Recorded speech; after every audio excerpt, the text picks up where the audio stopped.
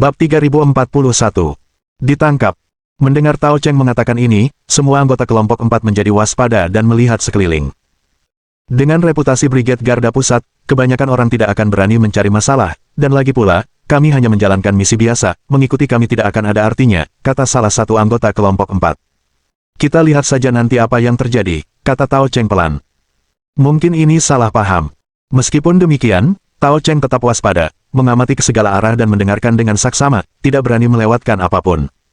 Istirahat dulu. Kalau nanti tidak ada masalah, kita akan menyeberangi sungai. Rombongan beristirahat di pinggir sungai sambil mengeluarkan bekal makanan yang telah disiapkan sebelumnya. Namun tepat pada saat itu, terdengar gemerisik dedaunan dari hutan. Para anggota kelompok 4 menjadi waspada, masing-masing menghunus senjatanya. Tak lama kemudian, mereka melihat lebih dari selusin orang mengelilingi mereka dari berbagai arah. Tao Cheng mencengkeram belatinya, mengamati orang-orang yang muncul di depannya. Ia memperhatikan bahwa pakaian mereka agak acak-acakan, dan gaya berpakaian mereka beragam, tetapi jelas mereka tergabung dalam suatu organisasi. Mengingat kejadian masa lalu, Tao Cheng memiliki firasat samar di hatinya. Orang-orang ini mungkin dari Hulk Rangers. Kau sudah mengikuti kami selama ini, kata Tao Cheng lembut. Pemimpinnya adalah seorang barat dengan janggut tipis di dagunya, menatap Tao Cheng dengan tatapan mengejek. Namanya Enzo, wakil pemimpin tim eksekusi Hulk Rangers di pulau itu. Kami ingin tahu rute operasi tim Yanlong, saya harap Anda bisa bekerja sama, kata Enzo terus terang. Tao Cheng tercengang, tampak agak terkejut. Apakah ini sesuatu yang sedang kalian selidiki? Sambil berbicara, Tao Cheng diam-diam menekan komunikator. Karena personelnya tetap dan tugas sering dilakukan di pulau tersebut. Kemampuan tempur keempat kelompok Brigade Garda Pusat diketahui oleh musuh.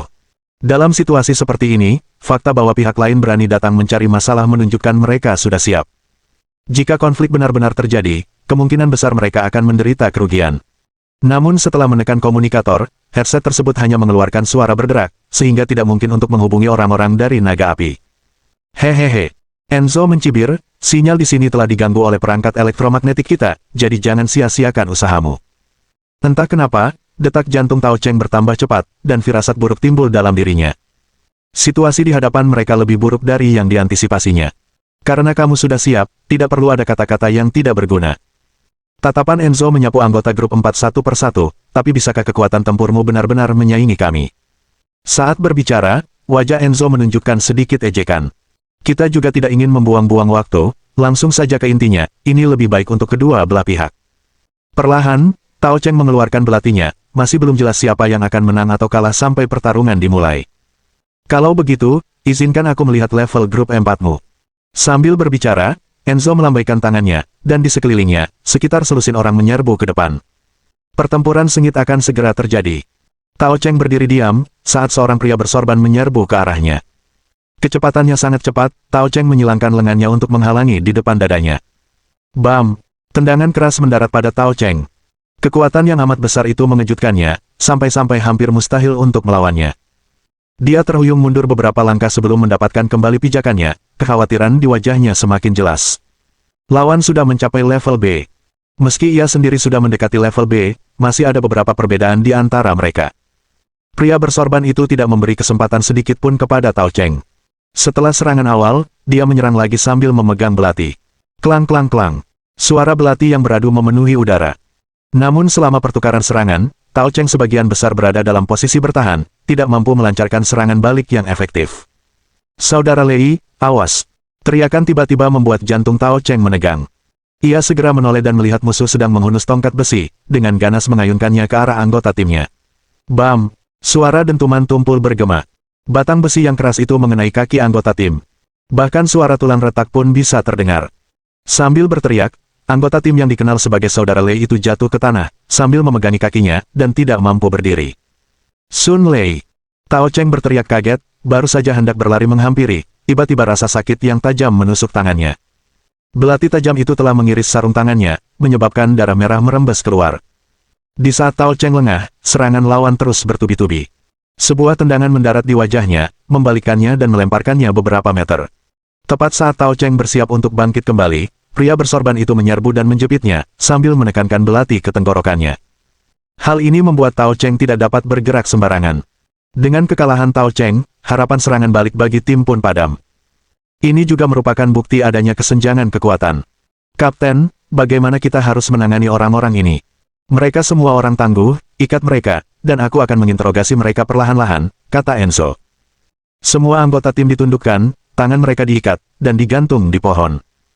Meskipun reputasi kami tidak bagus, saya bisa memberi Anda jaminan dalam hal ini, kata Enzo. Asalkan kau memberitahuku di mana orang-orang naga api berada, aku akan membiarkanmu pergi. Para anggota kelompok 4 tidak berkata apa-apa, pada saat ini, diam adalah respons terbaik. Tulang-tulang Brigade Garda Pusat sungguh keras, bahkan pada titik ini, mereka menolak untuk berbicara. Enzo mengangkat bahu acuh tak acuh, aku tidak terburu-buru, ayo kita santai saja. Mengatakan ini, Enzo mengangguk ke arah bawahannya, dan berkata, lepaskan pakaian wanita itu, sudah lama sejak terakhir kali aku melihat wanita secantik itu. Hehe, kami juga berpikir hal yang sama. Tatapan lebih dari selusin orang tertuju pada anggota tim perempuan. Mereka membuat beberapa luka pada pakaian pelindungnya, bersiap untuk menelanjangi pakaiannya. Tao Cheng meraung, segera menghentikan tindakan mereka. Dia tahu betul bahwa niat mereka bukanlah memenuhi hasrat mereka, melainkan mengekspos dirinya di hutan ini. Yang lebih menakutkan dari binatang raksasa itu adalah kawanan serangga dan hama yang tak ada habisnya. Sekali menjadi sasaran mereka, nasibnya akan lebih buruk daripada kematian. Jadi, sudahkah kau memutuskan? Enzo menatap Tao Cheng dan berkata, jika kau tidak ingin dia dimakan sampai hanya tersisa kerangka, sebaiknya kau ceritakan semua yang kau tahu. Saudara Cheng, tidak perlu membuang-buang kata dengan mereka, karena sekarang kita sudah di sini, aku sudah sepenuhnya siap untuk mati. Tao Cheng tidak menjawab, malah melotot ke arah Enzo, dan berkata dengan galak. Kau harus tahu, akibat menyinggung Brigade Garda Pusat adalah hukuman yang akan kau hadapi 10.000 kali lebih menyakitkan daripada ini. Bab 3042. Seorang pria yang lebih mengerikan daripada banjir dan binatang buas. Kita semua penjahat. Kalau kita takut akan hal ini, kita nggak akan datang ke pulau ini. Enzo menatap Tao Cheng, mengangkat bahu, dan berkata, kamu kan ketua tim, kamu lebih kenal kami. Ngomong sekarang itu kayak ngomong doang. Tao Cheng tidak mengatakan apapun lagi karena dia tidak tahu harus berkata apa. Dia tidak begitu jelas mengenai rute Flame Dragon, hanya tahu secara kasar lokasinya. Tetapi ini adalah rahasia Brigade Garda Pusat, bahkan saat menghadapi kematian, dia tidak bisa mengungkapkannya. Sepertinya kamu masih belum punya niat untuk bicara, kata Enzo. Kalau begitu, ayo kita lanjutkan, aku punya banyak waktu, kita bisa bermain pelan-pelan. Ayo, jatuhkan orang yang kakinya patah itu, hidup hanya akan membuat orang lumpuh, lebih baik membunuhnya. Ya, mengikuti perintah tersebut, Hulk Rangers terus merobek pakaian anggota tim wanita tersebut. Dalam waktu singkat, dia sudah sepenuhnya terpapar udara, tanpa ada sehelai benang pun di tubuhnya. Hal itu tidak membuatnya malu, matanya dipenuhi dengan kebencian yang luar biasa dan niat membunuh. Sementara itu, Sun Lei, yang kakinya patah, dilepas oleh Hulk Rangers. Karena cedera kakinya, ia tergeletak di tanah, tidak bisa bergerak, hanya terengah-engah. Dia tahu betul apa yang menantinya selanjutnya. Namun kehormatan Brigade Garda Pusat membuat pandangannya teguh dan tak tergoyahkan. Mari kita lumpuhkan kaki yang lain agar simetris. Saat kata-kata itu terucap, seorang pria berjanggut besar mengayunkan batang besi dan menghantamkannya ke kaki Sun Lei yang lain. Teriakan dan suara tulang retak terdengar bersamaan. Bagi mereka yang ada di sekitar, hal itu sungguh mengagetkan. Tao Cheng memejamkan matanya, menggertakkan giginya, tidak berani menonton. Mata Sun Lei berubah menjadi merah darah, rasa sakit yang luar biasa hampir membuatnya pingsan. Tulangnya cukup keras, haha. Orang-orang Hulk Rangers tertawa dingin seperti setan di sekitar Sun Lei. Tongkat terus memukul tubuhnya. Tak lama kemudian, tubuhnya berlumuran darah, dan dia pingsan tanpa mengetahui apakah dia masih hidup atau sudah meninggal. Dia memang bertahan dengan baik, bertahan cukup lama, kata Enzo sambil tertawa. Turunkan satu lagi. Saat dia berbicara, orang lain terjatuh. Ah! Saat itulah, terdengar teriakan yang menarik perhatian keempat orang itu. Dan anggota tim wanita itu juga tidak dalam kondisi baik. Beberapa ular dan serangga, seolah mencium sesuatu, bergerak ke arahnya. Seekor serangga hitam seukuran telapak tangan mengepakkan sayapnya dan mendarat di tubuh anggota tim wanita. Menemukan tempat istirahat, serangga hitam itu mulai bergerak di sekujur tubuhnya. Semua orang bahkan dapat melihat gigi-gigi tajam seperti gergaji di mulut dan di bagian tubuhnya, yang membuat kulit kepala mereka geli. Ah! Teriakan lagi. Semua orang melihat serangga hitam itu menggigit anggota tim wanita.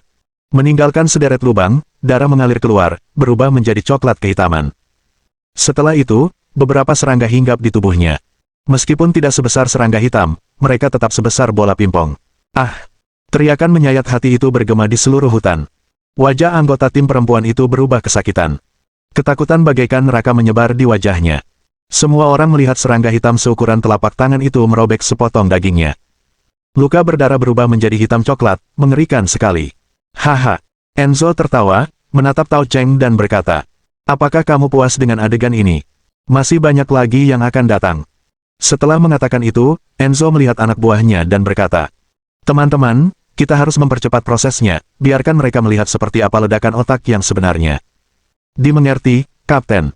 Sambil tertawa terbahak-bahak, anggota Hulk Rangers itu mengayunkan batang besi dan menghantamkannya ke kepala orang lain. Ah!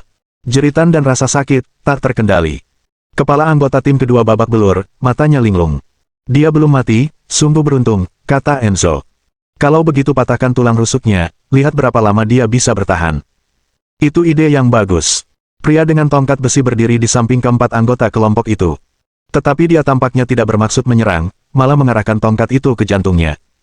Pemimpin timmu tidak ingin menyelamatkanmu, jadi ketika kamu bertemu Tuhan, jangan katakan hal-hal buruk tentang kami, haha. Orang-orang Hulk Rangers itu arogan dan fanatik, tatapan mereka penuh dengan kegilaan. Seolah-olah hanya dengan cara inilah mereka dapat merangsang saraf sensitif mereka dan merasakan kenikmatan. Haha, semuanya, jangan khawatir. Aku akan menyerang sekarang.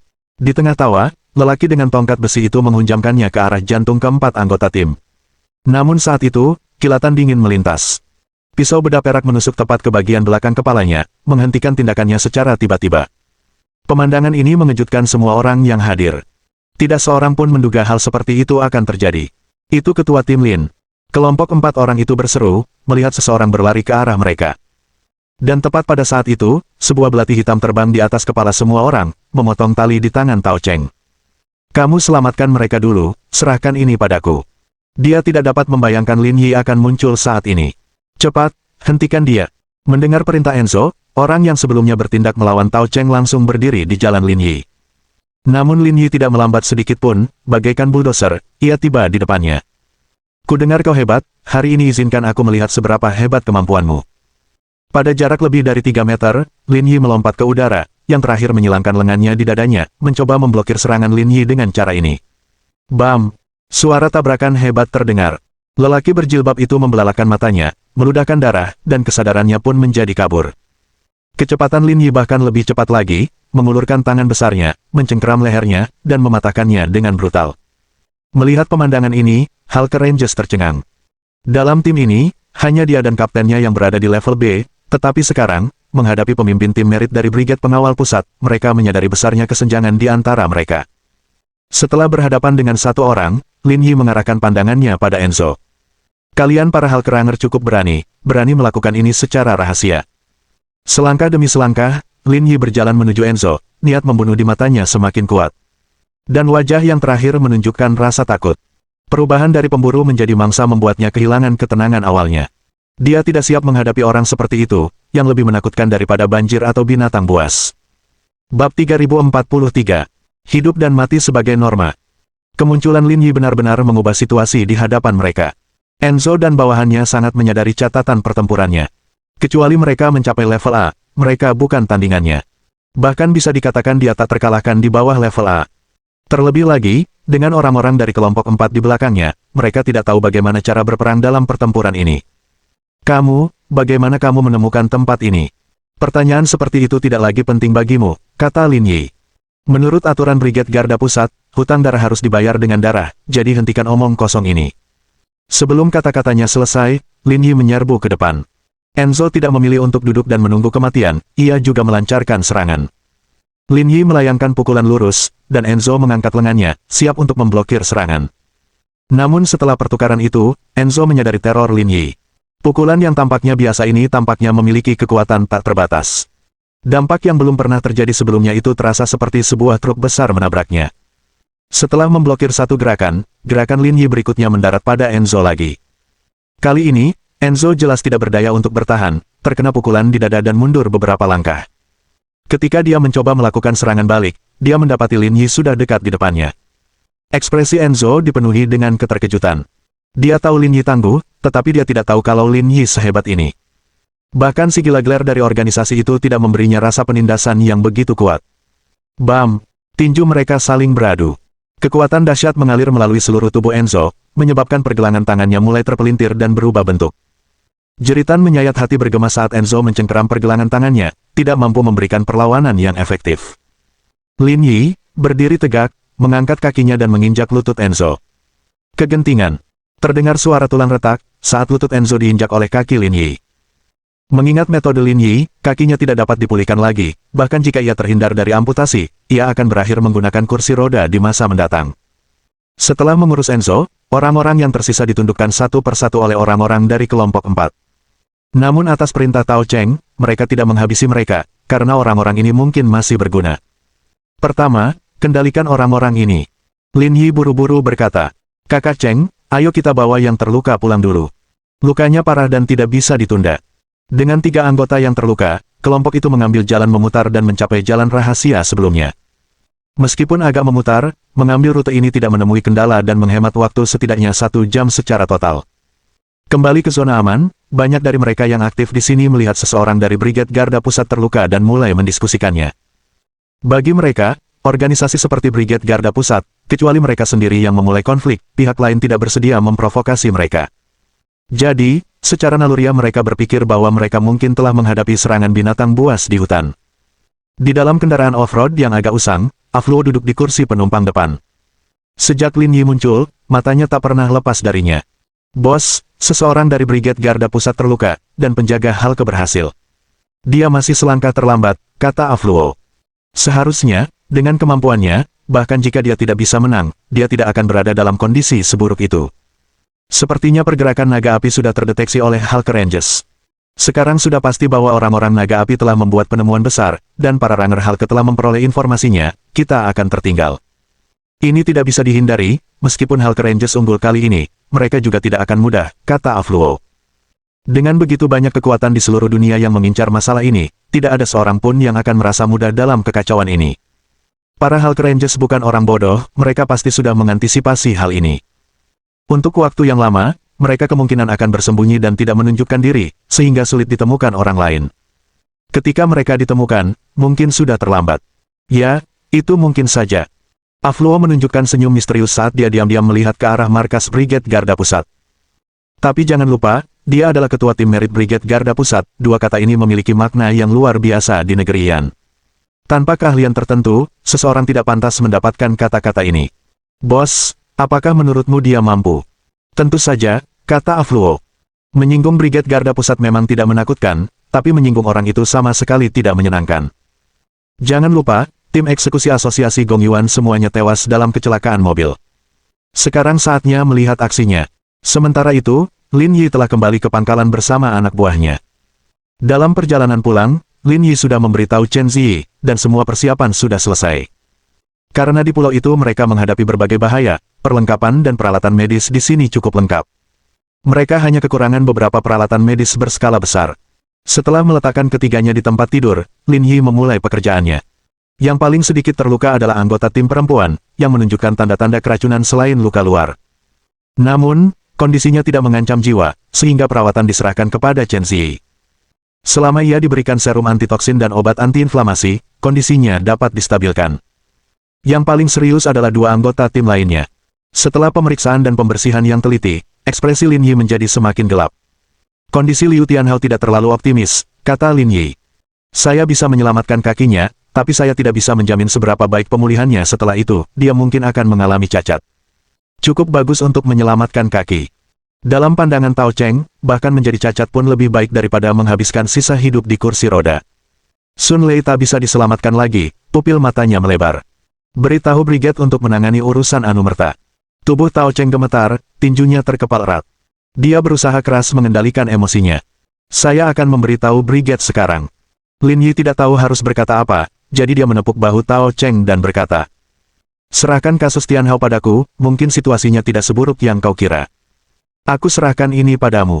Lin Yi membuka tirai dan mulai melakukan operasi pada Liu Tianhao.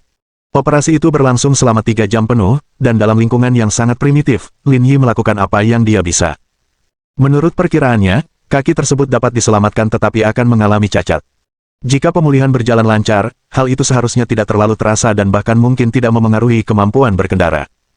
Setelah operasi, pasukan dari Brigade Garda Pusat tiba untuk memberikan dukungan. Selain kapal-kapal yang melintas setiap hari, ada pula kapal-kapal dari berbagai negara yang bertugas memindahkan korban luka dan mengangkut barang-barang. Setelah semuanya ditangani, ketiganya dikirim ke kapal. Sambil menyaksikan siluet kapal memudar di kejauhan, Lin Yi menatap Tao Cheng. "Ayo pergi, Saudara Cheng, masih ada pekerjaan penting yang menunggu kita." Bab 3044. Permainan teka-teki. Mereka berdua berkendara kembali ke markas mereka terlebih dahulu, membawa serta anggota lain dari kelompok 4 saat mereka menuju jalan rahasia. Pada saat ini, anggota kelompok 4 telah mengendalikan Enzo dan yang lainnya. Meskipun mereka masih hidup, darah mengalir dari luka di kepala masing-masing. Beberapa bahkan terjatuh ke tanah, kaki mereka lumpuh, tidak sadarkan diri, dan tidak bisa bergerak. Melihat Lin Yi mendekat, ketakutan muncul di wajah Enzo. Pria ini telah tiba, dan nasibnya sendiri akan jauh lebih buruk dari yang diharapkan. "Selagi aku masih punya kesabaran, ceritakan apa yang kau tahu. Tukarkan intelijen dengan nyawamu, bagaimana kau memilihnya terserah padamu." "Tidak ada yang ingin kukatakan," jawab Enzo. "Dalam bidang pekerjaan kami telah sampai pada kesadaran ini. Kalau begitu aku menghormatimu sebagai pria sejati." Setelah berbicara, Lin Yi menatap Tao Cheng. "Kakak Cheng, apakah kamu punya ide?" Tao Cheng menggelengkan kepalanya, masih belum mampu bangkit dari kesedihannya yang amat dalam. "Kamu pandai dalam hal ini, kamu mampu mengatasinya." Lin Yi memahami perasaan Tao Cheng dan tidak berkata apa-apa lagi, berbicara kepada anggota kelompok 4. "Terapkan metode mereka terhadap mereka, tapi tutupi kepala mereka. Aku butuh mereka." "Dimengerti, Ketua Tim Lin." Para anggota Hulk Rangers menunjukkan ketakutan yang besar di wajah mereka. Sekarang sudah larut malam, dan jika mereka dilempar ke dalam hutan dalam keadaan telanjang, ular, serangga, tikus, dan semut akan menggerogoti mereka sampai ke tulang. Mereka juga ingin memperdagangkan intelijen demi nyawa mereka, tetapi mereka tidak mengetahui informasi yang berguna. Namun, Lin Yi tidak berniat membuang-buang kata dengan mereka. Seseorang dari Brigade Garda Pusat telah meninggal, dan nyawa harus dibalas dengan nyawa yang lain. Setelah menyelesaikan masalah penting, Lin Yi dan Tao Cheng kembali. Setelah kembali, Lin Yi memberitahu anggota kelompok 1 untuk berkumpul guna mempersiapkan pendaratan di pulau. Dia juga menerima telepon dari Jiang Zhengnan. Dia sudah mengetahui situasi dengan grup 4 dan bertanya tentang hal itu. Jiang Zhengnan telah lama terbiasa dengan masalah korban. Ketika Anda memasuki bidang pekerjaan ini, Anda harus terbiasa dengan hal-hal seperti itu. Tidak perlu ada belas kasihan di sini. Pada saat yang sama, Lin Yi juga mengetahui beberapa situasi di pihak mereka. Pakaian pelindung Brigade Garda Pusat bekerja dengan sangat baik. Anggota kedua tim telah melewati area penuh tulang, bergerak menuju kedalaman. Namun, setelah berjalan selama lebih dari setengah jam, mereka menemukan gerbang batu besar yang menghalangi jalan mereka. Tidak peduli apapun yang mereka coba, mereka tidak bisa masuk. Bagi Lin Yi, ini bukan kabar baik. Entah itu Poker atau Flame Dragon, ada banyak orang pintar di dalamnya. Bahkan mereka pun tidak bisa menyelesaikannya, jadi kesulitannya pasti sangat besar. Setelah menyelesaikan pembicaraan, Lin Yi menutup telepon. Jiang Zhengnan tidak terburu-buru tetapi menyarankan dia untuk menangani masalah kelompok 4 sebelum melanjutkan. "Setelah bekerja begitu lama, makanlah sesuatu dulu," kata Chen Ziyi. Karena tinggal cukup lama di pulau itu, ia telah sepenuhnya beradaptasi dengan laju kehidupan di sana. Adapun makhluk-makhluk berdarah itu, kalaupun ditemui, dia bisa menghadapinya tanpa rasa takut.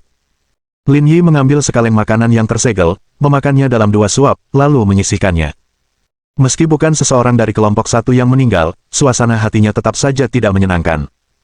Tetapi pada saat ini, perhatian Lin Yi tertuju pada beberapa potong pakaian bernoda darah di tanah. Lin Yi berdiri dan memunguti pakaian-pakaian itu, lalu melirik Tao Cheng. "Kakak Cheng, ini punya siapa?" "Mereka milik Su Kecil." Nama lengkap Su Kecil adalah Su Ting, anggota tim wanita yang terluka. Lin Yi mengangguk, memegang pakaiannya dan menatap robekan di pakaian itu. Potongannya sangat bersih, dibuka dengan jelas hanya dengan 1 irisan. Lin Yi mengulurkan tangannya ke punggung bawahnya, menemukan belati master pertahanan, dan mensimulasikan situasi, lalu menebasnya sekali. Walaupun ia berhasil membuat sobekan, hasilnya tidak begitu rapi, dan jelas memperlihatkan perbedaan yang signifikan. Apakah terjadi sesuatu? Pakaian pelindung Brigade Garda Pusat mengandung elemen berteknologi tinggi. Meskipun tidak kebal terhadap pisau dan peluru, pisau biasa sulit mencapai efek tersebut.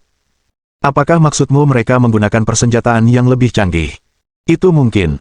Menjawab singkat, Lin Yi terdiam, pikirannya berpacu. Dilihat dari kerapian potongannya, ketajaman senjata itu jauh melampaui pisau bedahnya. Tapi itu jauh lebih baik dari Defense Master Dagger. Sebelumnya, selama penyelidikan mereka dan kejadian baru-baru ini, produk pabrik baja Hongsheng milik Liu Qing dijual ke perusahaan bernama Black Horse. Dan dalang di balik perusahaan itu kemungkinan besar adalah seseorang dari Hulk Rangers. Dengan mempertimbangkan efek pemotongan pada pakaian pelindung, mereka mungkin membuat beberapa kemajuan di area itu, jika tidak, hasilnya tidak akan begitu baik. Lin Yi terkekeh, awalnya menganggap mereka tidak penting, tetapi melihat situasi saat ini, sepertinya perlu untuk berkunjung jika ada waktu.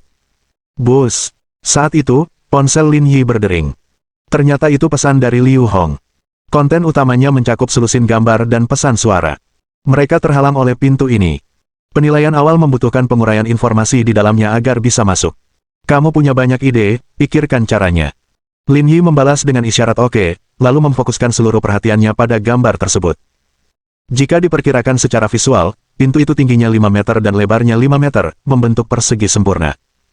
Itu ditutupi dengan batu bata yang ditumpuk rapat, masing-masing diperkirakan sekitar setengah meter panjang dan lebarnya, tetapi satu area memiliki celah tepat 99 batu bata.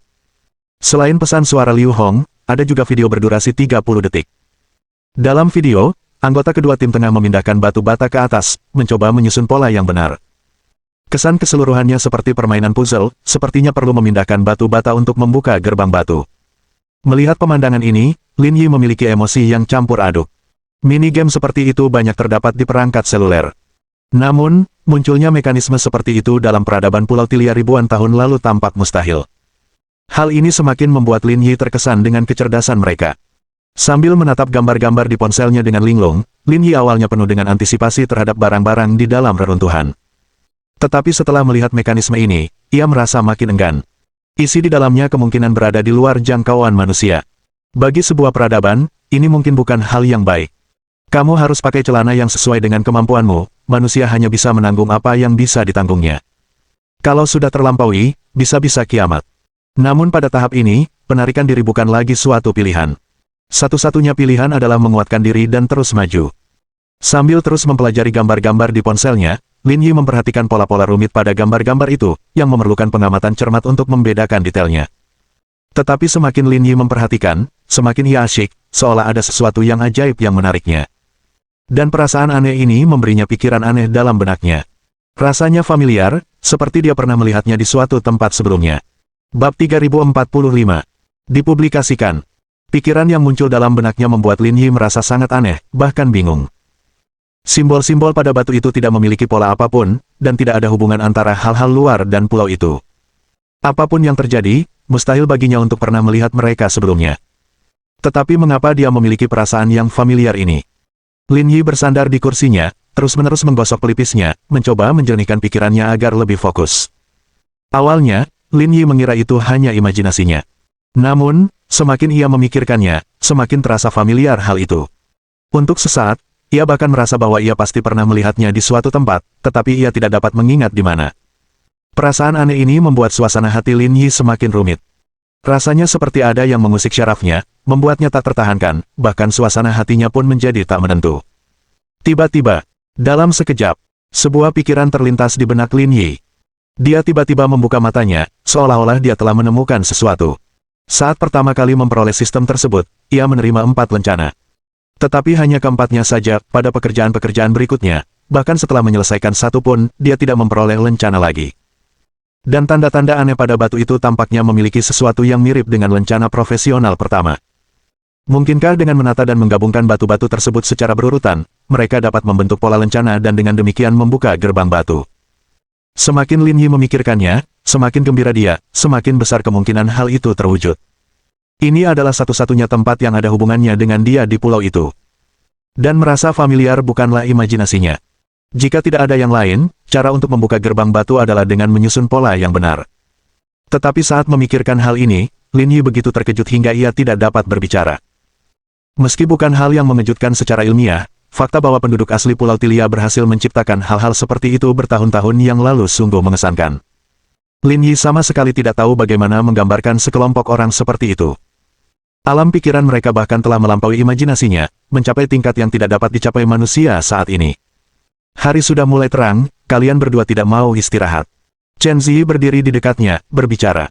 Matanya mengantuk, baru saja bangun dari tidur siang. Lin Yi memeriksa waktu dan merasa heran dengan dirinya sendiri.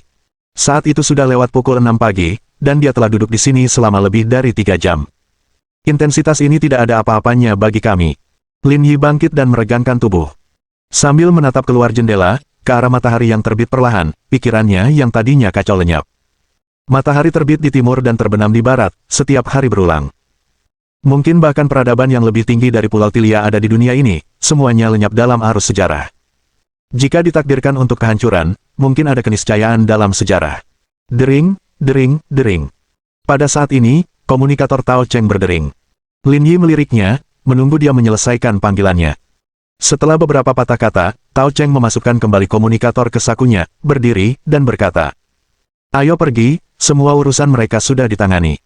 Lin Yi mengangguk, melengkapi dirinya kembali, meninggalkan pos, dan menuju ke hutan. Kehadiran keduanya sekali lagi menarik perhatian di zona aman, mata mereka penuh dengan pengawasan yang mendalam. Apa yang akan mereka lakukan? Brigade Garda Pusat akhir-akhir ini sangat aktif. Entahlah, tapi tadi malam hutan itu menyeramkan, terus-menerus terdengar lolongan. Ini Pulau Tilia, suara apapun itu normal. Sekalipun kamu melihat dinosaurus di sini, jangan khawatir. Terjadi banyak diskusi hingga Lin Yi dan Tao Cheng menghilang dari pandangan, lalu orang-orang mengalihkan pandangan mereka. Keduanya memasuki hutan, yang berdasarkan pembagian wilayah, merupakan wilayah negerian. Bahkan jika dihancurkan di masa mendatang, semua yang ada di dalamnya akan menjadi milik negerian. Jadi biasanya, hanya sedikit yang berani menginjakkan kaki di sini. Saat ini, semua Hulk Rangers telah mati, dan mati secara menyedihkan, dengan tubuh mereka digerogoti hingga bersih. Dan seperti instruksi Lin Yi, kelompok keempat meninggalkan kepala mereka. Jadi, apakah kamu puas sekarang? Tanya Lin Yi. Kelompok keempat tidak mengatakan apapun. Meskipun orang-orang ini menerima hukuman dan siksaan yang setimpal, bagi kelompok keempat, kesedihan dan trauma yang mendalam atas kematian saudara-saudara mereka tidak dapat dihapuskan. Lin Yi tidak menenangkan mereka dengan kata-kata penghiburan. Peristiwa yang tidak dialami secara pribadi, tidak seorang pun dapat benar-benar berempati. Apakah semua senjata dan perlengkapannya sudah terkumpul? Karena curiga dengan senjata yang digunakan, Lin Yi bermaksud membawanya kembali untuk dipelajari secara menyeluruh. Satu orang mengangguk sebagai jawaban. Ayo pergi, pekerjaan nyata menanti. Setelah berbicara, Lin Yi berbalik, meninggalkan hutan dengan Tao Cheng memimpin kelompok keempat. Kembali ke zona aman, saat melihat Lin Yi lagi, ekspresi orang-orang berubah. Karena mereka melihat Lin Yi menyeret karung besar berdarah, meninggalkan jejak darah yang panjang di tanah.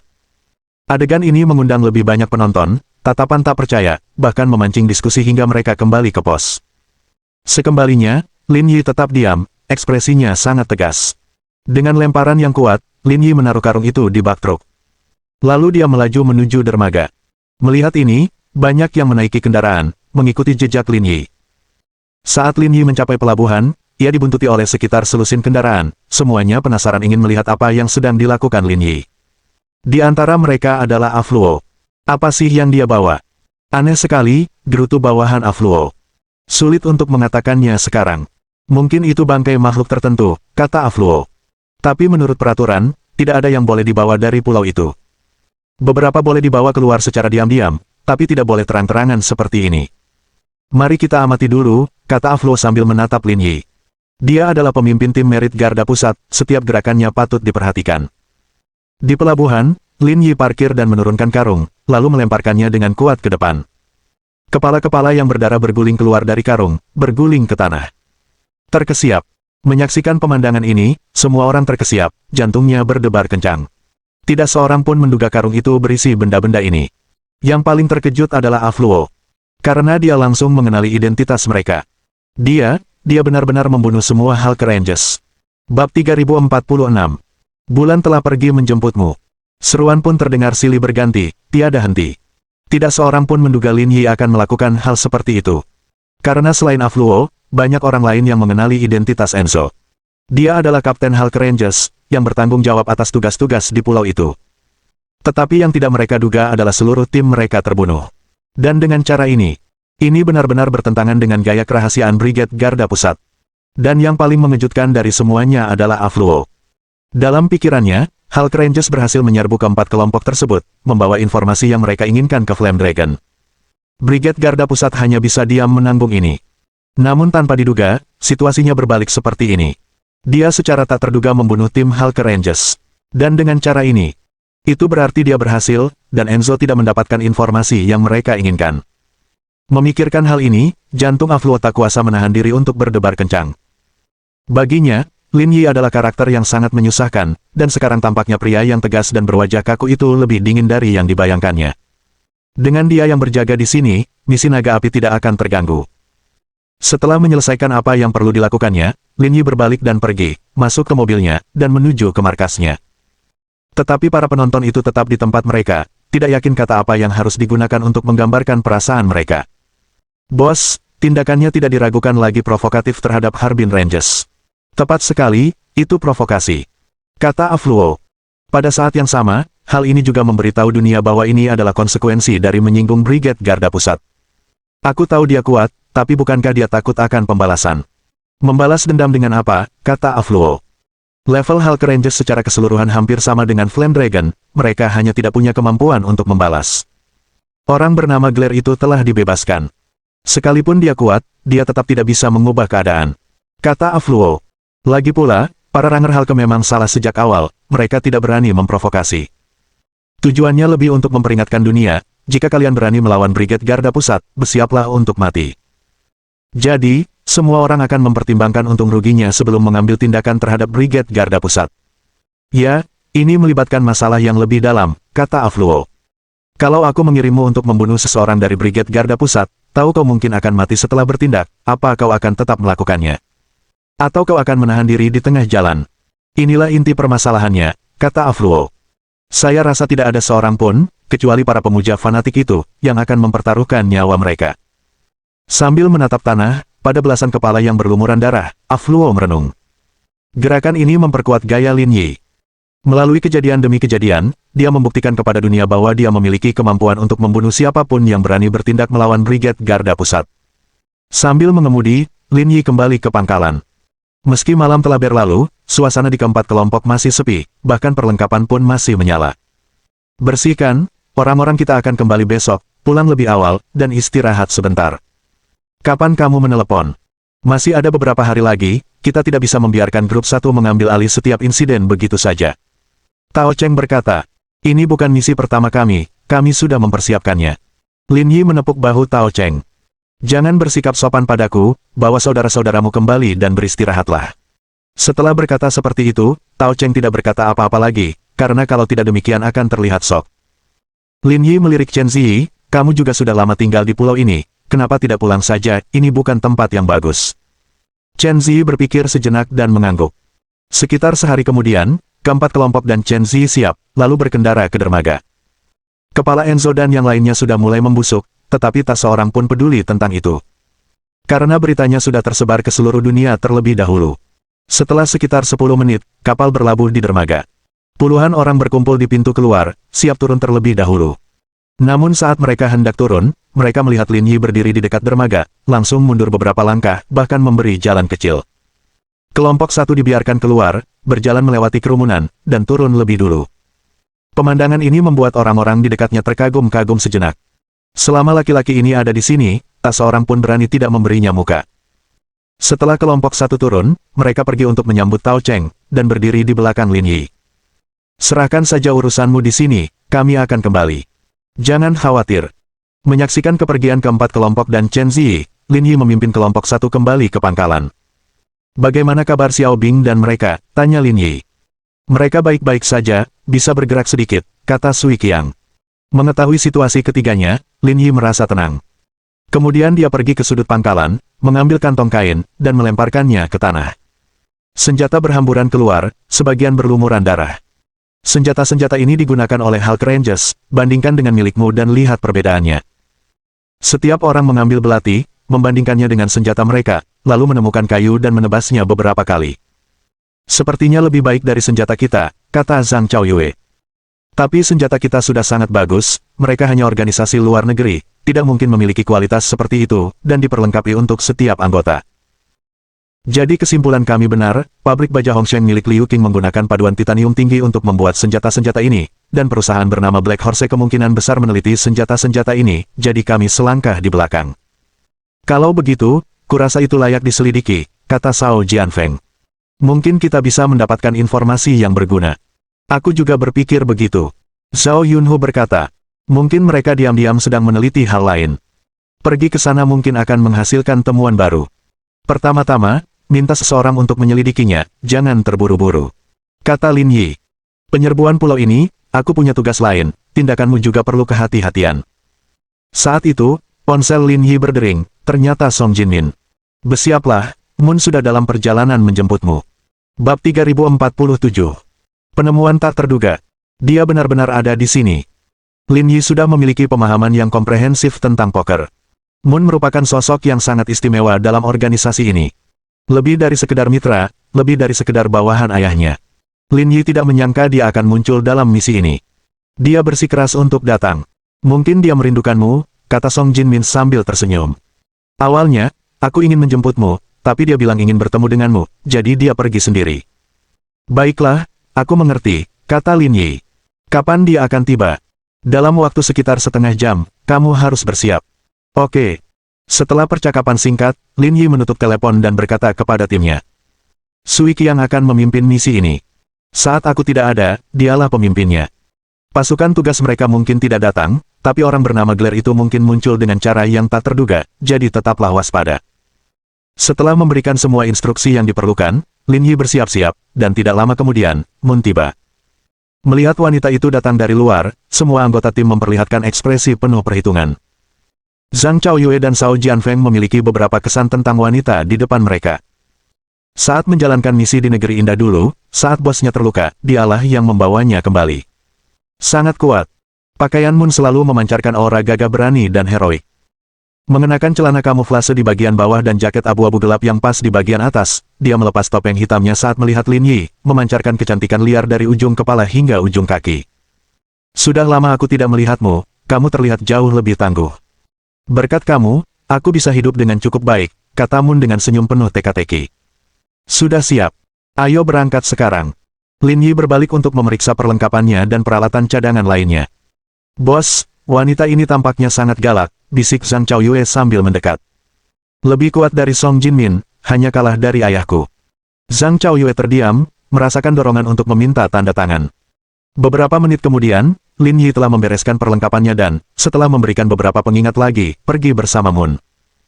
Karena masalah dengan Hulk Rangers, setiap kali Lin Yi muncul, itu menarik perhatian besar. Tetapi tidak seorang pun mengenali Moon yang berdiri di sampingnya. Sekitar 2 jam kemudian, mereka berdua menyeberangi hutan dan mencapai Sungai Tiama. Perjalanannya lancar, tanpa bahaya apapun. Dengan adanya Moon, Lin Yi tidak perlu khawatir tentang aspek ini dan akhirnya memiliki kesempatan langka untuk bersantai. Bagaimana situasi di reruntuhan, ada kemajuan. Meskipun dia telah menebak solusinya, tanpa latihan nyata, Lin Yi tidak dapat menjamin pendekatannya 100% benar. Seharusnya kau sudah dengar tentang situasi di sana, kan? Sebaiknya pikirkan solusinya selama masa ini, para jalang itu menunggu untuk menertawakanmu.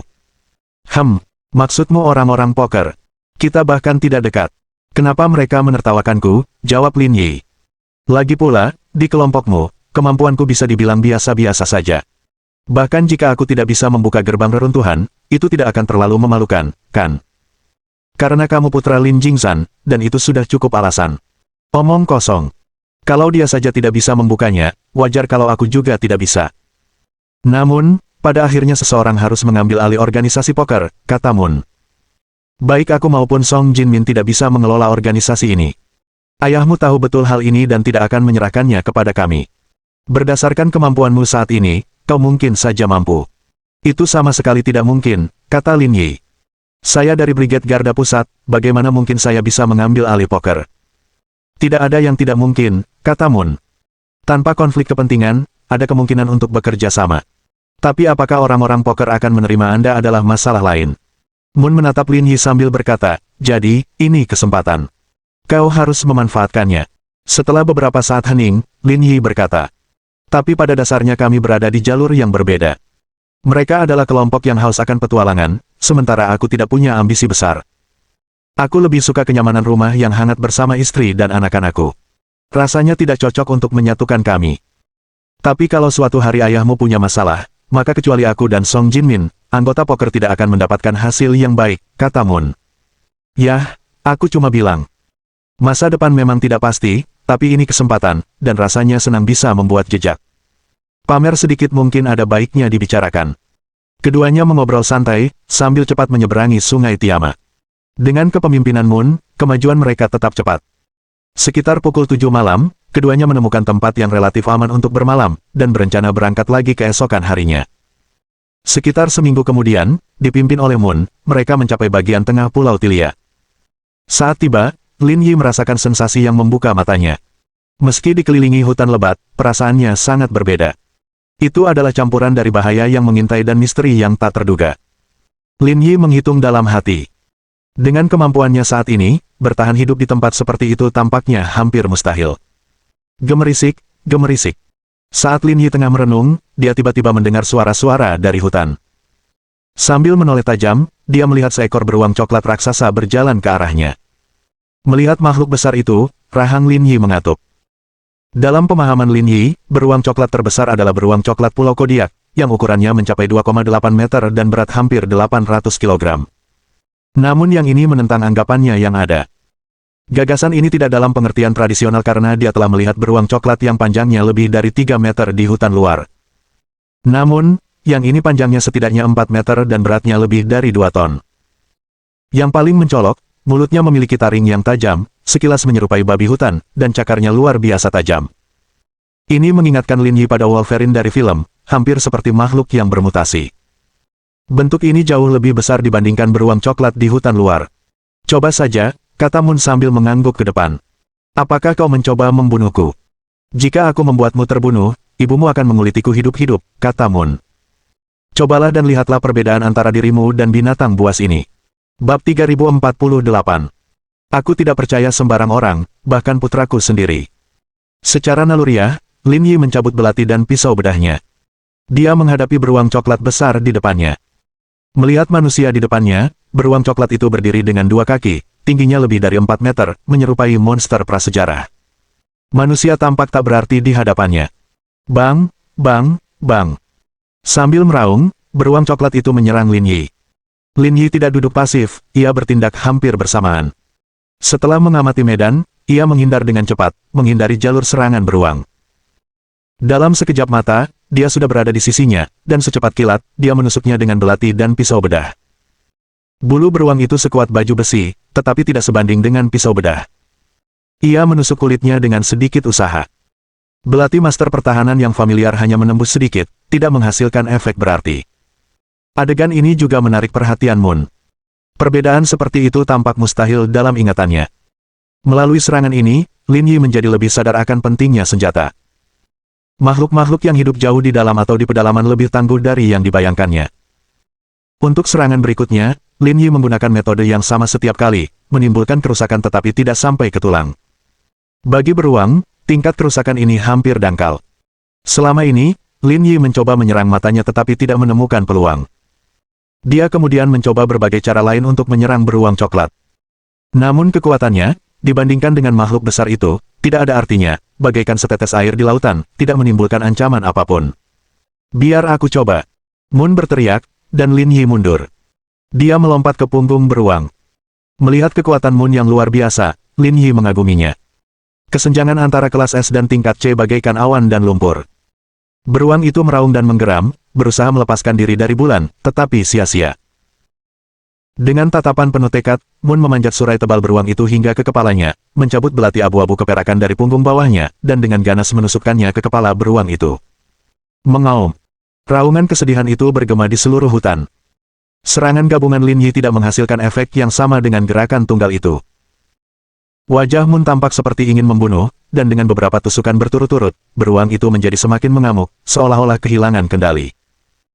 Bersamaan dengan itu, Moon melompat dari beruang, menyeka darah dari belatinya, dan mengangguk ke arah Lin Yi, ayo pergi. Meskipun beruang itu belum mati, ia tidak lagi menjadi ancaman di negara bagian ini. Ada banyak hal yang harus diselesaikan, tidak perlu buang-buang waktu di sini. Bagaimana perasaanmu? Tanya Bulan. Tidak masalah untuk melarikan diri. Kamu sudah dewasa, tidak bisakah kamu menunjukkan sedikit ambisi daripada selalu berpikir untuk berlari? Jika staminaku tak terbatas, aku mungkin bisa menghabiskannya sampai mati, tapi begitu terkena, tulang rusukku bisa patah hanya dengan satu serangan. Itu poin yang adil, tapi Anda telah melakukan dengan baik apa yang telah Anda capai, kata Moon. Jika kamu mencapai level A, kamu seharusnya lebih baik dari Song Jinmin, dan mencapai level S, kamu mungkin akan melampauiku. Bagaimana jika dibandingkan dengan ayahku? Sebagai seorang pemuda, kamu harus realistis dan tidak terlalu banyak berpikir. Lin Yi mengangkat bahu dan tidak berkata apa-apa lagi. Namun dia mendapat lebih banyak wawasan tentang poker. Meskipun mereka berdua berada di kelas S, kekuatan ayahnya kemungkinan jauh lebih besar daripada Moon. Kalau tidak, dia tidak akan mengatakan hal itu. Perjalanan yang akan datang bahkan membuat Moon melangkah dengan hati-hati. Keduanya bergantian mengintai ke segala arah, mencari jalur yang relatif aman untuk mencegah situasi yang tidak terduga. Selama proses ini, pikiran Lin Yi sedang kacau balau. Meskipun tidak begitu mengenal hal-hal profesional, melalui kebijaksanaan sang bijak, ia memahami beberapa dasar. Kadar oksigen di sini berbeda dengan di wilayah luar, sehingga memengaruhi organisme secara berbeda. Biasanya, perbedaan seperti itu tidak begitu signifikan. Lin Yi ingat dengan jelas bahwa beruang coklat itu tidak hanya sangat besar tetapi taring dan cakarnya melampaui makhluk hutan luar. Dalam pandangan Lin Yi, di pulau yang tidak begitu besar dengan medan dan topografi yang tampak serupa, perubahan drastis seperti itu tampaknya tidak mungkin terjadi. Setelah merenung lama tanpa jawaban, dia memutuskan untuk berkonsultasi dengan seorang ahli sekembalinya ke rumah. Sekitar 1 jam kemudian, jalan di depan berangsur-angsur mendatar. Lin Yi merasakan tanah perlahan naik saat dia berjalan di dataran tinggi. Tak lama kemudian, sebuah gunung muncul di depan. Batuan gunung itu berwarna abu-abu kecoklatan, dan satu sisinya memiliki tebing yang seolah-olah dipotong oleh pisau yang tajam. Reruntuhannya ada di bawah gunung itu, ayo cepat, kita hampir sampai. Oke. Dengan pandangan terbuka dan tanpa penutup di sekitarnya, keduanya dapat dengan mudah mengamati keadaan sekitar, dan mempercepat langkah mereka. Hati Lin Yi juga dipenuhi dengan antisipasi. Penasaran dengan apa yang mungkin tersimpan di reruntuhan misterius itu. Sementara itu, tim poker dan Flame Dragon telah mundur dan beristirahat di tempat terbuka. Setelah beberapa hari belajar, mereka masih belum menemukan petunjuk tentang gerbang batu, membuat semua orang patah semangat. Mereka semua tahu waktu adalah hal terpenting. Jika ditunda terlalu lama, organisasi lain mungkin mengetahuinya, dan mereka akan kehilangan keuntungan. Apakah Brigade Garda Pusat sudah menemukan solusi yang layak? Lin Jingzhan bertanya pada Jiang Zhengnan. Polanya terlalu rumit, mereka telah merancang beberapa rencana melalui komputer, tetapi masing-masing memiliki kekurangan. Setelah beberapa hari berkolaborasi, pandangan Jiang Zhengnan terhadap Lin Jingzhan berubah secara signifikan. Meskipun dijuluki sebagai pria legendaris, dia orang yang mudah didekati dan tanpa basa-basi. Meskipun kekuatan Flame Dragon tidak ada apa-apanya dibandingkan dengan poker, dia tetap bersikap ramah dan menanggapi saran Jiang Zhengnan dengan serius. Inilah sebabnya mengapa Jiang Zhengnan dapat berbicara dengannya dengan tenang. Jika ini terus berlanjut, situasinya mungkin akan menjadi masalah. Kita tunggu Lin Yi, dia penuh ide dan mungkin bisa menghasilkan sesuatu. Haha. Lin Jingzhan menepuk bahu Jiang Zhengnan dan berkata, mengandalkan seorang pemuda sepertinya tidak menjanjikan untuk kepemimpinan masa depan. Jiang Zhengnan ikut tertawa, dia anakmu, memberikan umpan balik positif itu pantas. Begitu banyak nyawa berada di tanganku, aku tidak mudah percaya, bahkan jika dia anakku. Bab 3049. Melihat gambaran utuh melalui bagian. Sementara keduanya berbincang, orang lain di poker juga mengemukakan masalah Lin Yi. Song, kamu sudah lebih sering berinteraksi dengannya. Bagaimana menurutmu? Tanya Ace of Spades. Pendapatku tidak mewakili pendapatmu. Kalian sendiri yang harus menilainya. Song Jinmin berkata dengan acuh tak acuh sambil makan. Di tempat terkutuk ini, bahkan tidak bisa merokok, makan pun tidak ada rasanya. Saya pikir membahas hal ini tidak ada gunanya. Bahkan jika suatu hari bosnya pergi, dia tidak memiliki kemampuan untuk mengambil alih, kata Planka. Kelas S bukanlah sesuatu yang bisa Anda capai hanya dengan berbicara. Petik 2. Kekuatan adalah salah satu aspek, tetapi ada standar lain, kata Diamond Key. Tapi membahas ini sekarang mungkin agak berlebihan. Siapa tahu, bos mungkin punya rencana lain. Itu mungkin, kata Raja Hati Merah. Tapi sekarang, mari kita pikirkan sesuatu yang berguna. Jika gerbang batu tidak bisa dibuka, penemuan ini akan sia-sia. Kami telah mempelajari ini selama berhari-hari, dan tidak mudah untuk menemukan solusi dalam waktu singkat, kata Queen of Hearts. Kita lihat saja apakah putra bos bisa memikirkan cara. Kudengar dia orang yang sangat pintar. Jangan menaruh harapan pada seorang pemuda. Bersiaplah untuk kecewa. Tim poker berdiskusi secara luas, sementara Song Jinmin diam-diam memakan makanannya. Baginya, diskusi seperti itu tidak menguntungkan bagi poker. Bagi para penjelajah, memikirkan hal-hal macam-macam seperti itu dapat memengaruhi mobilitas mereka. Dia kembali. Orang-orang dari Flame Dragon berseru, menarik perhatian kedua tim. Mereka melihat Lin Yi dan Moon berjalan ke arah mereka. Bagaimana? Apakah kamu menemui bahaya di sepanjang jalan? Tidak peduli seberapa beraninya Lin Jingzhan, ketika melihat putranya, dia akan merasakan emosi yang aneh. Dengan dia di sini, bahkan jika ada bahaya, itu tidak akan memengaruhiku, kata Lin Yi sambil menatap Moon. Lin Jingzhan mengangguk, istirahatlah. Kami akan pindah 1 jam lagi. Ada masalah? Tidak perlu. Ayo mulai sekarang. Tidak perlu membuang waktu, kata Lin Yi. Aku akan berganti ke pakaian pelindungku dulu. Lin Jingzhan mengangguk, dan semua orang bangun tanpa perlu ditelepon, mulai menatap perlengkapan mereka. As of Spades, suruh orang-orangmu berjaga di perimeter. Di bawah komando Lin Jingzhan, tim poker bersiap, siap memasuki kembali reruntuhan. Di sisi lain, di bawah perintah Jiang Zhengnan, tim naga api juga bersiap. Sekitar setengah jam kemudian, kedua kelompok siap, dan Lin Yi melangkah maju lebih dulu. Tepat pada saat itu, negeri tulang putih dalam foto-foto itu tampak nyata di hadapan mereka. Pemandangan nyata ini jauh lebih menakjubkan daripada yang dibayangkan. Untuk sesaat, berbagai gambaran terlintas dalam pikiran Lin Yi. Makhluk yang tak terhitung jumlahnya, tertarik oleh suatu kekuatan, datang ke sini. Tetapi yang tidak mereka ketahui adalah bahwa itu sebenarnya adalah tanah kematian. Saat melangkah turun, tulang-tulang yang lapuk itu hancur menjadi bubuk di bawah kaki. Selangkah demi selangkah, bagaikan jalan surgawi yang menobatkan seorang kaisar. Jalan tulang itu tidak panjang, hanya sekitar 20 meter. Begitu masuk ke dalam gua, tulang-tulang putih itu perlahan menghilang dan jalan pun menjadi halus. Sekitar setengah jam kemudian, gerbang batu besar muncul di hadapan Lin Yi di bawah lampu sorot. Meski sebelumnya hanya terlihat di foto, jika dilihat langsung, hal itu lebih mengagumkan.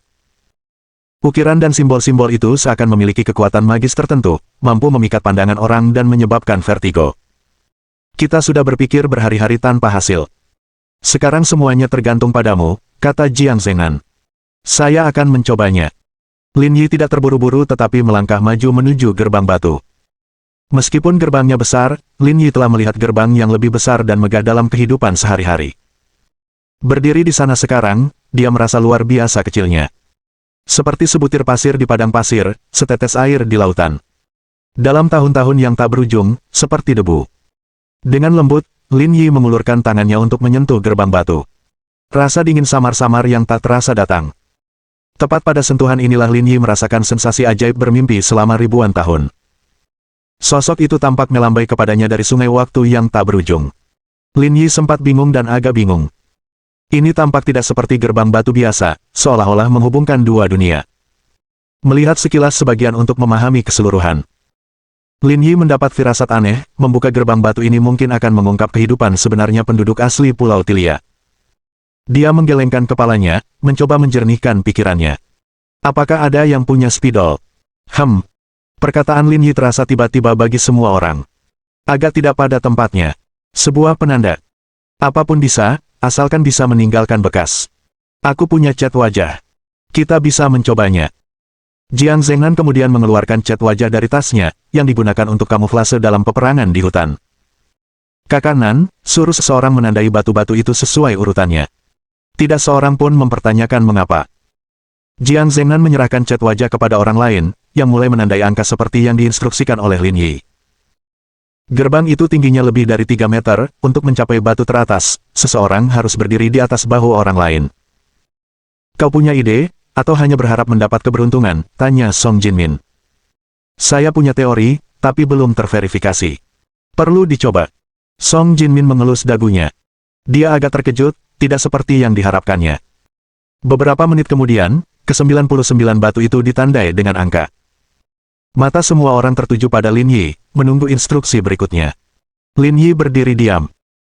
Sebelumnya, melalui perbandingan yang tak terhitung jumlahnya, ia menemukan desain pada batu-batu itu agak menyerupai lencana profesional pertamanya. Sekarang waktunya untuk menguji hipotesisnya. Pindahkan balok 36 ke posisi balok 1. Song Jinmin memberi isyarat kepada bawahannya, yang mengikuti arahan Lin Yi untuk menggeser blok 36 ke blok 1. Selama kepindahan, Lin Yi menyadari kenyataan sesuai dengan harapannya. Itu seperti permainan puzzle. Lin Yi mendesah dalam hati, tidak yakin harus berkata apa. Bagi pengembang game masa kini, game seperti itu hanya memerlukan beberapa baris kode dan waktu 1 atau 2 jam untuk diselesaikan. Namun, berabad-abad yang lalu, penduduk asli Pulau Tilia telah merancang ini. Kekaguman yang ditimbulkannya menyaingi melihat komputer di era 3 penguasa dan 5 kaisar. Jika seseorang tidak tergerak oleh hal ini, berarti ada yang salah dengan pikirannya. Bab 3050. Melankolis ayah dan anak. Karena batu bata pada gerbang batu tidak dapat dibongkar dan hanya dapat dipindahkan secara perlahan dengan tenaga manusia, setiap kali batu bata dipindahkan, dibutuhkan banyak waktu dan tenaga. Beruntungnya, orang-orang di depan kita ini bukanlah orang biasa. Tingkat pekerjaan ini masih dalam kisaran yang dapat mereka toleransi. Nomor 89, pindah ke posisi 2. Mengikuti apa yang dikatakan Lin Yi, anak buah Song Jinmin terus bekerja, mendorong batu-batu maju mundur di gerbang batu yang besar. Awalnya, tidak seorang pun menyadari sesuatu yang aneh, dan tidak seorang pun mengajukan pertanyaan apapun. Tetapi setelah 4 atau 5 jam, setelah memindahkan 9 batu besar, semua orang menyadari bahwa pola dan simbol di antara batu-batu itu tampaknya saling berhubungan. Membentuk suatu keseluruhan. Sudah kubilang, kamu memang istimewa. Keren banget. Jiang Zengnan menepuk bahu Lin Yi dan berkata dengan penuh semangat. Lin Yi terkekeh, senyumnya sedikit sederhana dan rendah hati. Semua orang yang hadir sangat gembira, bahkan orang-orang poker memandang Lin Yi dengan kagum. Namun, suasana gembira itu tidak sesuai dengan suasana hati Lin Yi. Tanpa sengaja, Lin Yi melihat ayahnya yang sudah tua. Tatapan mereka bertemu sesaat. Lin Yi menyadari bahwa dia bukan satu-satunya yang memiliki pola pikir tenang. Hari sudah gelap, Gaisen, bawa orang-orangmu dan jaga di luar dengan Ace of Spades. Menerima perintah Lin Jingzan, Plan A Gaisen membawa anak buahnya dan pergi keluar. Sisanya tetap tinggal untuk meneruskan pekerjaan. Namun kali ini, orang-orang naga api mengambil alih pekerjaan fisik. Kedua tim bergantian, yang merupakan bentuk kerja sama. Tak lama kemudian, setelah semalam, 2 baris batu lagi berhasil disusun. Namun semakin jauh mereka melangkah, semakin sulit untuk merakitnya. Lagi pula, itu bukan penyambungan acak, batu-batu lain harus dipindahkan terus-menerus untuk menempatkan batu bata target pada posisi yang tepat. 1 hari dan 1 malam lagi berlalu, hanya untuk menyusun 3 baris. Pernah terjadi kesalahan, membuang-buang waktu. Sekarang, 6 baris batu telah disusun. Bentuk keseluruhannya sebagian besar terungkap. Menurut perkiraan Lin Yi, dibutuhkan waktu setidaknya 3 hari lagi untuk menyelesaikan semua ini. Menatap sosok rumit di hadapannya, Lin Jingzan berdiri diam, berpikir keras, dan terdiam. Apakah kamu memikirkan sesuatu? Song Jinmin berdiri di sampingnya dan bertanya. Tidak juga, aku hanya ingin melihat-lihat, kata Lin Jingzan dalam hati. Saat ini, kenapa kamu dan putramu masih begitu merenung? Song Jinmin mengejek. Lin Jingzan menoleh ke belakang dan mendapati Lin Yi juga tengah menatap gerbang batu sambil melamun. Mungkin karena khawatir dengan apa yang ada di balik gerbang batu, semakin tidak diketahui, semakin menakutkan jadinya. Benarkah begitu? Perkataan Song Jinmin membawa jejak emosi yang aneh. Dulu, saat merintis, kau selalu bergegas ke garis depan dengan lebih bersemangat daripada orang lain. Hal-hal yang tadi ketahui dan misterius bagaikan stimulan bagimu, kau tak akan murung karenanya.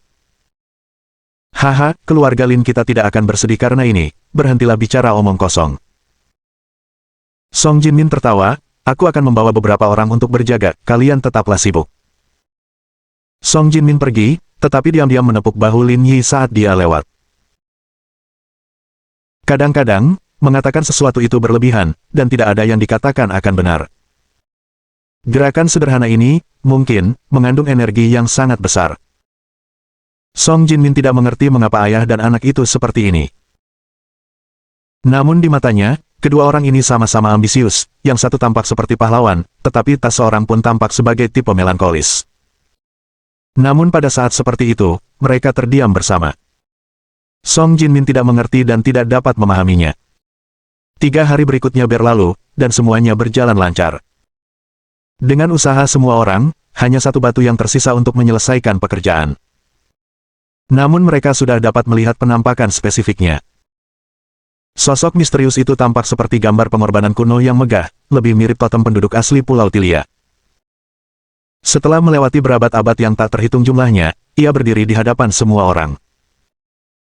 Dengan demikian, segmen sejarah misterius itu, tahun-tahun yang tak tersentuh, telah terbentuk. Bagaimana menurutmu? Lin Jingzhan, yang berdiri di samping Lin Yi, bertanya. Dalam nada suaranya, tidak terlihat emosi sedih atau gembira. Tenang seperti air yang tenang. Saya melihat pola serupa di sebuah batu di pulau itu, kata Lin Yi. Seekor kucing buta menabrak seekor tikus mati, saya menebaknya dengan benar secara kebetulan. Lin Jingzhan tidak berkata apa-apa lagi, berdiri diam di tempatnya. Menyaksikan orang lain membuat persiapan akhir. Setelah sekitar 6 jam, batu terakhir ditempatkan di tempatnya. Dengan demikian, gambarnya pun lengkap. Berdiri di depan gerbang batu, semua orang dapat merasakan detail halus sosok itu, meski agak kasar karena pelapukan waktu. Namun, saat ia menampakkan diri sepenuhnya ke dunia, ia tampak penuh dengan keajaiban. Membuat orang pusing, merasakan dunia ini sangat tidak nyata. Kalian tetap di sini, aku akan pergi melihatnya. Song Jinmin berbisik dan melangkah menuju gerbang batu. Dia berdiri di tengah-tengah, sambil menekankan kedua tangannya ke gerbang batu. Lin Yi melihat otot-otot lengannya tiba-tiba membengkak, seolah-olah pakaiannya akan robek di detik berikutnya. Terdengar suara gesekan keras, dan gerbang batu menunjukkan tanda-tanda berguncang. Di bagian tengahnya, muncul retakan selebar 1 jari. Ini juga menunjukkan bahwa cara membuka pintu itu benar, usaha sebelumnya tidak sia-sia. Pada saat yang sama, kedua tim telah melakukan persiapan akhir, siap untuk menjelajah segera setelah perintah diberikan. Jiang kecil, kata Lin Jingzhan. Kamu dan Liu Teahouse masuk bersamaku, beritahu anggota timmu yang lain untuk berjaga di luar. Setengah-setengah, kata Jiang Zhengnan. Meskipun kekuatan kami secara keseluruhan tidak sebaik kalian, kami tidak bisa membiarkan kalian memimpin. Orang-orang naga api kami juga tidak takut mati. Lin Jingzhan tersenyum, kamu memiliki sedikit jiwa Tuan Tua Lu di dalam dirimu. Poker, kirim 3 orang dari masing-masing tim, naga api kirim 6 orang, sisanya bersiap memasuki relik, kata Lin Jingzhan. Tidak seorang pun keberatan dengan pengaturan seperti itu, dan penyesuaian akhir pun dimulai. Semua orang mengeluarkan senjatanya dan mulai memeriksa dan menyetel. Ini juga pertama kalinya Lin Yi melihat senjata Song Jinmin. Batang besi perak sepanjang setengah meter, berwarna tua, tampak cukup kokoh. Seperti dia, sederhana dan tegas. Song Jinmin dan Jiang Zhengnan berdiri di kiri dan kanan gerbang batu. Otot mereka segera membengkak, kekuatan mereka terpancar ke gerbang batu bagaikan gelombang pasang. Suara berderit terdengar, dan gerbang batu perlahan didorong terbuka. Di dalamnya gelap gulita, seperti lubang hitam, seolah-olah ada ruang lain di belakangnya. Mohon dukungan dari omom ante-ante sekalian, buat subscribe atau sharekan novel Mimin ke Facebook kalian, agar channel Mimin bisa terus berkembang.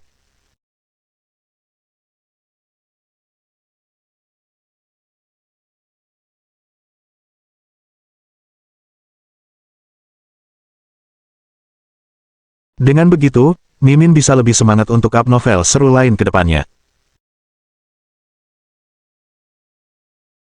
Buat teman-teman yang sudah subscribe dan sharekan novel Mimin, Mimin ucapkan terima kasih sebanyak-banyaknya.